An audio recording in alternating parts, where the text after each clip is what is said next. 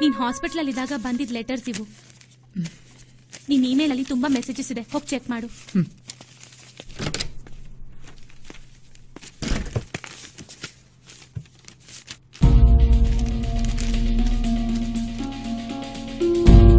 ನಮಸ್ಕಾರ ರೀ ಮೇಡಮ್ ಅವರೇ.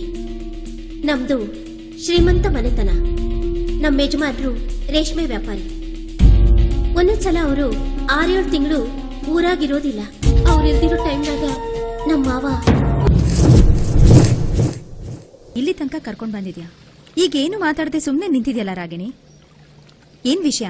ಅಪ್ರಾಪ್ತ ವಯಸ್ಸಿಂದ ಹಿಡಿದು ಮಾವ ಸೊಸೆನ, ಕಾಲೇಜ್ ಪ್ರಿನ್ಸಿಪಲ್ ಸ್ಟೂಡೆಂಟ್ ನ, ಆಫೀಸ್ ಫ್ಯಾಕ್ಟರಿಗಳಲ್ಲಿ, ಮಠ ಆಶ್ರಮದಲ್ಲಿ physically, mentally, emotionally sexual harassment ಮಾಡ್ತಾ ಇರೋ ಈ ಸೊಸೈಟಿನಲ್ಲಿರೋ ಕಾಮಂದರಿಗೆಲ್ಲ ಒಂದು ಕೊನೆ ಹಾಡ್ಬೇಕು.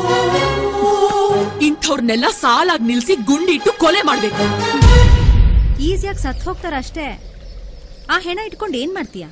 ಅಂದ್ರೆ ರಾಗಿಣಿ, ನಾನಿಂಗ ಅವತ್ತೇ ಹೇಳಿದೆ, ಕೆಲವು ಗಂಡಸರು ಈ ಸಮಾಜಕ್ಕೆ ವಾಸಿ ಆಗ್ತಿರೋಂತ ಕಾಯಿಲೆಗಳು ಅಂತ.